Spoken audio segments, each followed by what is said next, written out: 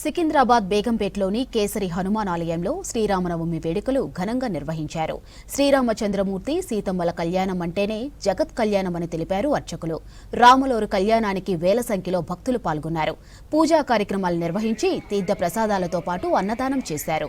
Begumpet రసూల్పురలోని brilliant insurance ఆధ్వర్యంలో సీతారాముల కళ్యాణ అనంతరం దేవతా విగ్రహాలతో భారీ ర్యాలీ నిర్వహించారు.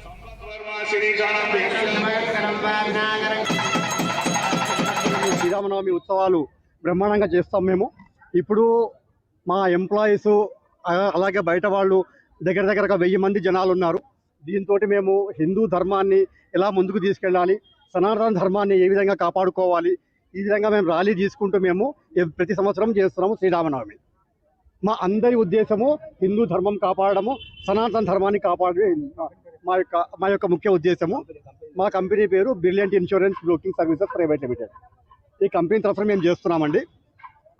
ఇక్కడికి ఇచ్చేసిన అందరికీ ధన్యవాదాలు. పవనసుత కేసరి హనుమత్ దేవాలయంలో బేగంపేటపురంలోని శ్రీ కేసరి హనుమాన్ దేవస్థానంలో గత 35 సంవత్సరాల నుంచి స్వామివారి సన్నిధిలో శ్రీ సీతారామ కళ్యాణ మహోత్సవం 1990 నుంచి చిన్నగా ప్రారంభించారు. ఈ దేవాలయంలో నిత్య నూతన అభివృద్ధితో ఈ కళ్యాణం ప్రతి సంవత్సరం మేమందరం రాముని సేవలో అనుకుంటూ ప్రతి ఒక్కరు వచ్చి ఈ యొక్క శ్రీ కేసరి హనుమత్ దేవాలయంలో సీతారామ కళ్యాణోత్సవంలో పాల్గొని ఆ యొక్క కేసరి హనుమాన్ ఆశీస్సులు వండి తమ కోరికలను నెరవేర్చుకుంటున్నారు.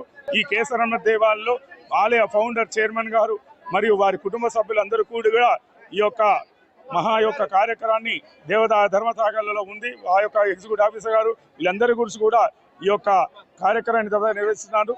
అందరూ కూడా వారి యొక్క స్వామివారి అనుగ్రహాన్ని సుఖ సంతోషాలతో భోగ భాగ్యాలతో శ్రీరామ కార్యంలో వీళ్ళందరూ పాల్గొన్నందుకు ఆ యొక్క స్వామి అనుగ్రహం మంది సుఖ సంతోషాలు ఉండాలి.